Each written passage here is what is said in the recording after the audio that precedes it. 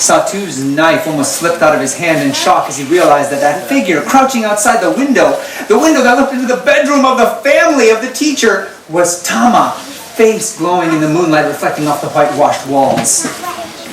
Satoo tucked the knife into his belt and quickly snuck backwards into the shadows. He watched as Tama left and headed back, and Satoo followed him back to the village too, never letting Tama see him. Satoo went into his hut. He tried to sleep, and it was hard to fall asleep that night. It was very difficult. Following morning, Satoo, having slept poorly, got up a bit late, and he was the last person in the village to make it to the spring to wash and to get some water. As he was coming back from the spring, he ran into Hans. Hans had come all the way into the village and was glad to see Satoo and ran up to him. "Have you seen Marta?" "No, why? What's the matter?" "Oh, we can't find her. She had breakfast and then she went outside to play, and we can't find her around the house. We think maybe she came back to Tama's hut again. My father told her not to go, but she might forget. We should go check," said Satoo. They ran across the village square, over to Tama's hut, crept up the ladder, poked their heads over. No Marta. In fact, nobody. Tama wasn't there either.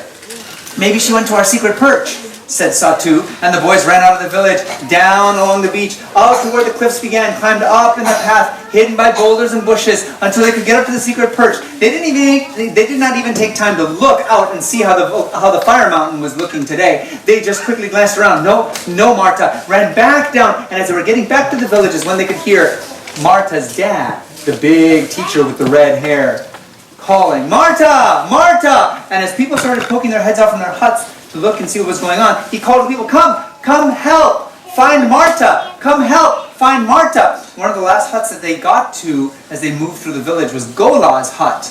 And as they came to Gola's hut, Gola's head peeked out the door, but also Tama's head peeked out.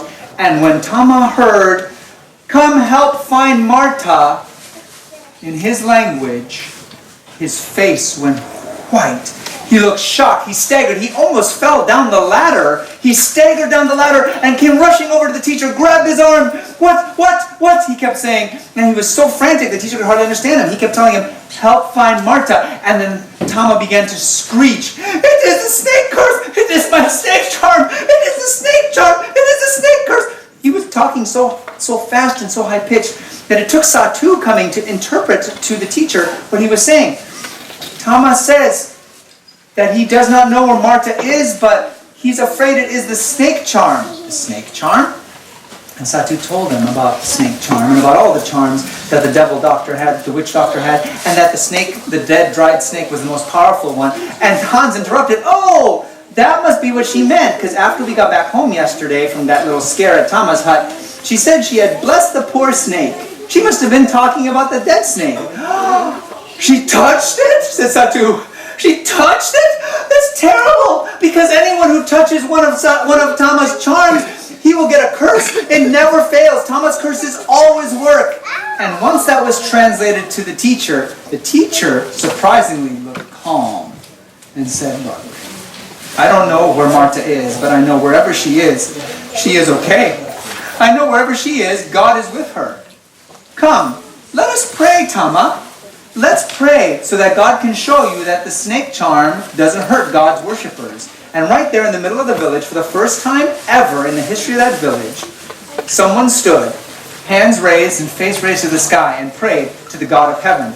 It was the teacher, and his voice was loud as it always was. His voice was confident as it always was, and the people all felt something in their hearts as they listened to him pray. Once he was done praying, he turned, looked at Tama, and said a word that no one had ever said to Tama in his life. It meant a lot to Tama. The teacher hardly even noticed that he said it. He said, "Friend, come help us find her." Tama looked at him, thought to himself he would not call me friend if he knew, and turned and ran into the jungle, partly from shame, partly from just a desperate desire to look like he was doing something. And wouldn't you know it, Tama found Marta. 2 minutes into the jungle, rushing by past the spring, a flash of pink and yellow. There's Pink Bird, gathering flowers, of course, where they grow nicest by the spring. And she turned to greet Tama with a bouquet of flowers, held it up to him, so happy to see him. And Tama picked her up in his arms, Just as Satoo came out of the jungle and saw what was going on too, and Satoo could tell by the way that Tama's shoulders shook that he was just trying to hold in his emotions, that he really was happy to see that Marta was not hurt. They made their way quickly back to the village, and Satoo's calls of joy ahead of time let everyone know they were coming back with Marta. They all met in the village square, and Marta happily went into her father's arms, unaware that she had caused any kind of drama. And the teacher looked at Tama and said, "Do you see, Tama? Snake charms can't hurt God's worshippers." The look on Tama's face, I can't even describe it to you. It was everything. It was happy, but it was sad. It was angry. It was confused. It was shocked. Tama just looked like his face muscles had all gone into spasm. He didn't even know how to look anymore. And he just staggered off blindly off to his hut, climbed up the ladder and disappeared. And Satoo and Hans came up closer to the teacher, and the teacher said, "You see, boys, God is pulling on Tama's heart. He's pulling on Tama's heart, and it's like God is a man trying to snatch a child out of the path of danger." Satoo thought about that. He thought about it, and he asked questions about it later, but there was too much going on because by that afternoon, the Islam teachers arrived. 3 of them in the boat, along with Chief Meriden and his 10 men. Having come from the other island, the Islam teachers stepped out of the boat, and they looked so interesting. Long red skirts and red caps on their heads, and very important looking little beards. And the oldest of them, the one with the cold gray piercing eyes, his name was Guru Mula. And Guru Mula looked about and could speak the language of the villagers. All of the Islam teachers could, and the villagers were very interested by that. "Oh, these people speak our language already." And they started making conversation. And in the middle of all the hustle and bustle, Chief Meriden raised his hand and announced that in 3 days that we will have a great feast and devil dance in honor of the Islam teachers that have come. And the people were excited. Satoo realized it had been a long time since they'd had a devil dance or a feast. It had been at least a couple of months. You know, when you were going to the teacher's house every day and listening to songs about the God in heaven and hearing from the Book of Lids, it's like you just didn't want to even have a devil dance. Wasn't that interesting? But now the people were excited. And they rushed about the next 3 days, preparing for the devil feast, the devil dance. Very few people continued going to the teacher's house in the meantime. A few did, and of course Satoo did. But most people were busy getting ready for the devil dance, and when it arrived, almost everyone attended. And almost everyone except Satoo and a couple others participated in the devil dance. There was so much food to eat. There was roast pig. There was cooked fish. There were not, however, for the first time in a long time, there were not any bird eggs. Some of the men had tried paddling out towards the fire mountain to see if perhaps a bird or two had laid eggs. They said there was too much smoke coming up from the water and too much glowing stones falling from the sky around the fire mountain to get close enough to look for bird eggs. There was, however, lots of palm wine, and the people drank a lot of that and they ate a lot of the food as they danced and danced for 3 days and 3 nights, almost without sleep. And it was interesting, Satoo noticed, that after the devil dance was over, there were a lot of sick-looking people in the village. A lot of people going around complaining of their stomachs hurting and their heads hurting. And Satoo thought, "Oh, this is strange, because when we dance these devil dances, it's supposed to make the spirits happy. So how come the spirits are making the people feel sick after the devil dances?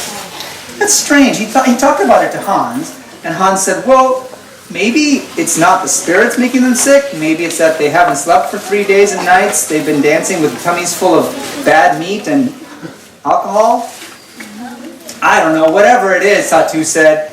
"It's strange that they're also not going to your father's house, to the teacher's house to get treated. They're all going back to Tama's now. They're going to him and asking him for medicine."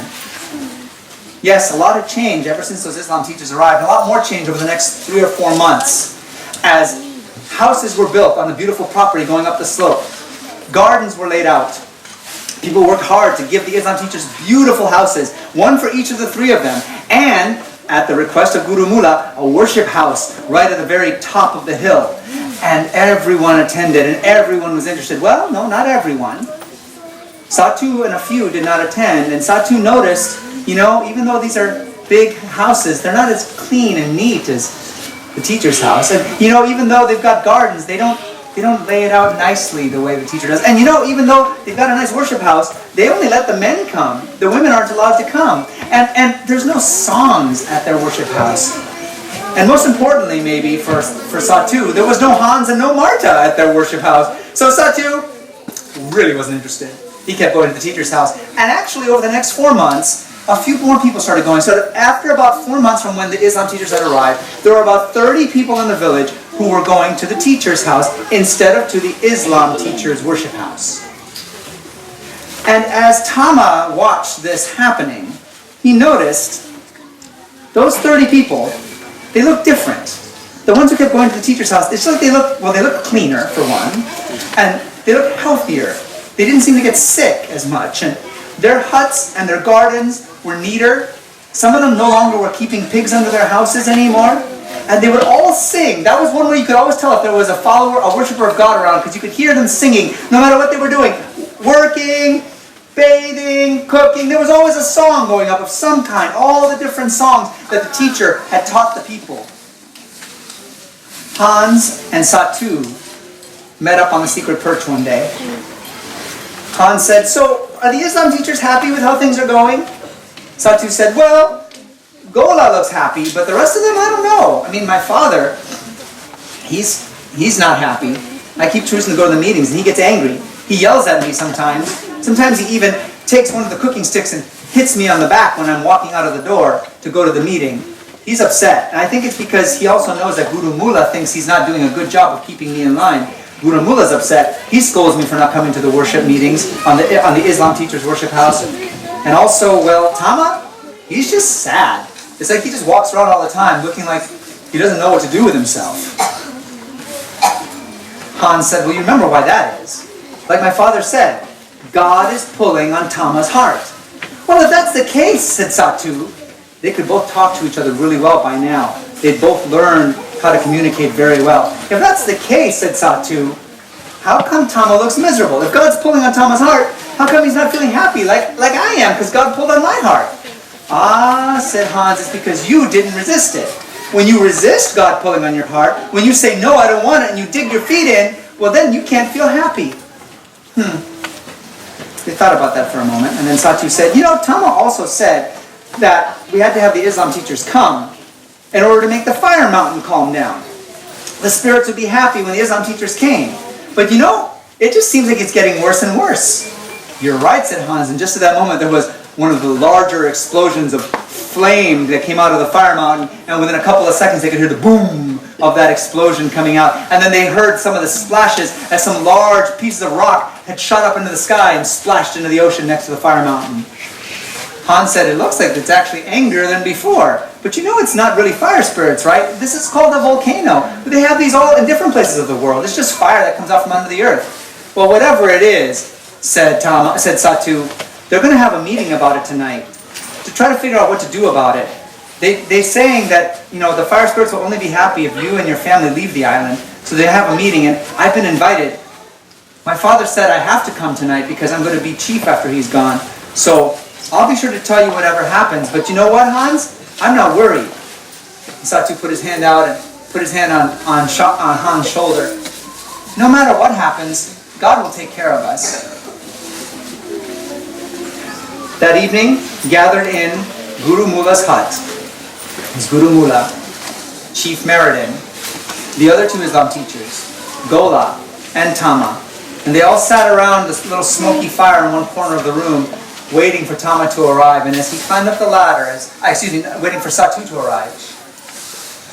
And as Satoo climbed up the ladder, Tama thought to himself, "That boy just looks so happy. Why can't I be happy like that? He looks so calm. He's been acting so gentle. He doesn't act like other sons of chiefs who get all high and mighty and they boss people around. He's kind and respectful. I wish..." He didn't even know what he wished. But then Guru Mullah broke the silence. "Oh, good, you're finally here. Sit down, Satoo. We must talk about you and the God worship you do." And Satoo said, "Oh, I thought we were going to talk about the fire mountain and how to calm the spirits down. I was thinking, maybe the wise thing to do would be is if we just move the whole village away from the shoreline and we move back up into the jungle for a while until the fire mountain calms down." Guru Mullah said, No. The spirits are angry. It will never calm down until we get rid of the God worshippers from this island, and that includes you, Satoo. Here's how we're going to do it. Tonight, you are going to stop worshiping God. Tonight, you will take a vow to worship Allah. And in 2 days from now, we will have a big naming feast where you will receive a new name that shows that you are a follower of Allah now, not a follower of God. Tonight is your last night as a worshiper of God. Tama watched to see what Satoo would answer. Satoo stood up, straight and tall, with the light of the fire reflecting off of his skin. And we'll find out what he said tomorrow.